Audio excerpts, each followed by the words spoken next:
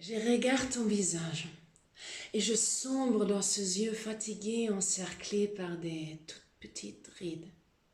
Là, ça masque reste ton mascara à la fin d'une longue journée.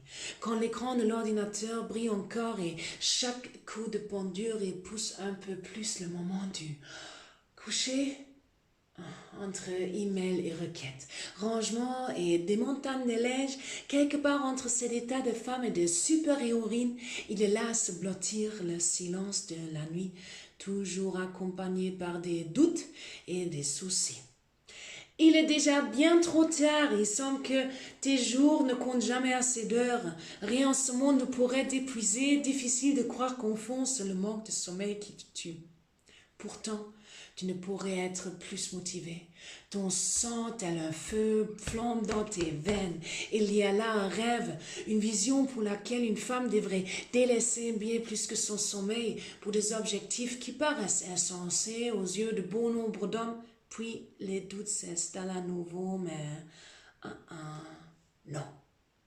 J'ai déjà suffisamment de voix dans la tête qui me racontent des conneries qui me rabaissent. Et aussi, c'est l'écho d'une éducation atroce qui m'a sans cesse remise en question parce que je suis une femme.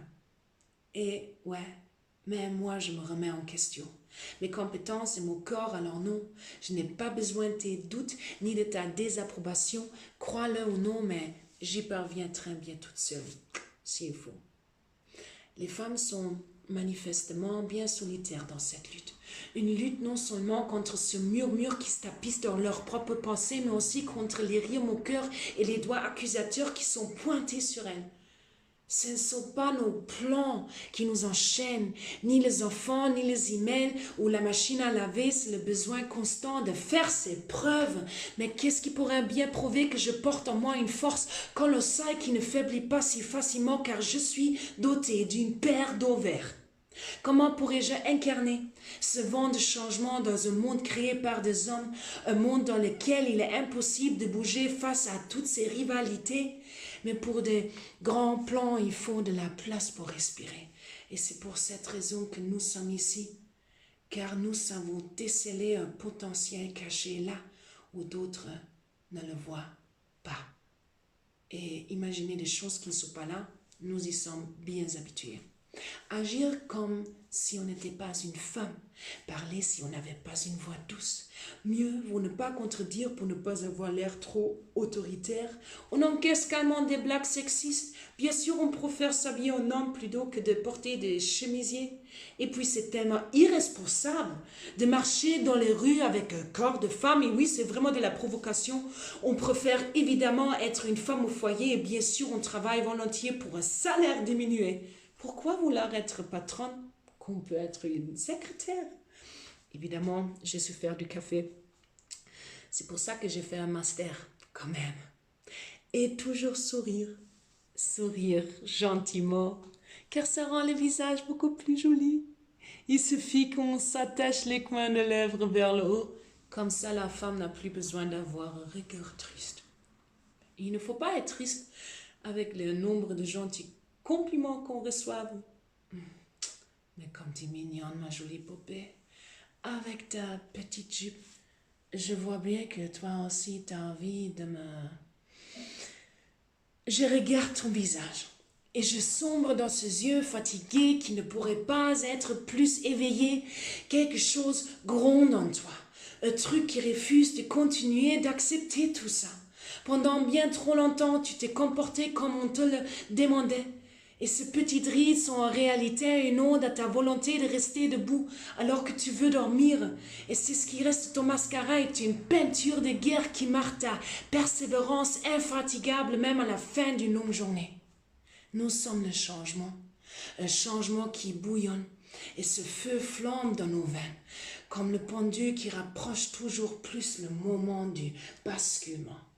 Je veux que tu te sentes vu et ne pas ignoré. Qu'un jour tu puisses baigner dans un océan de fierté pour tout ce que tu entreprends.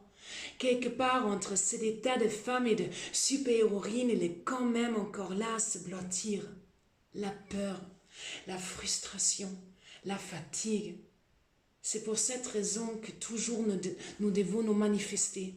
Car nous sommes nombreuses, Que ce soit dans des villes ou des campagnes, partout il nous faut reconnecter le chemin de manière équitable entre les sexes. Et c'est aussi pour ça qu'on a besoin de vous, chers mecs.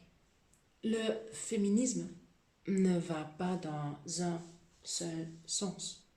Et oui, il peut paraître menaçant. Des formes éteintes, soudaines se ravivent et des femmes se muent en entrepreneuses et politiciennes sans l'aide qui leur était jadis nécessaire. Nous ne cherchons pas à vous faire disparaître de la circulation. Nous voulons juste être considérés, pas comme des jolies poupées ou des potes, mais comme l'autre moitié de la population, de même valeur, tout simplement. Je veux qu'on me prenne au sérieux pour tout ce que je suis et tout ce que je fais.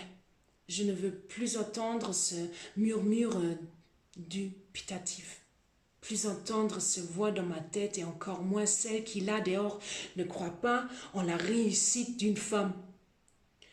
Je vois ton visage dès que je me regarde dans le miroir. Je vois les mêmes doutes, les mêmes yeux fatigués. Et c'est parce que je le connais si bien que jamais je n'arrêterai de croire en toi. Parce que je te vois dans tout ce que tu as accompli sans support. Pour moi, tu es le F de femme. Et ce F signifie force.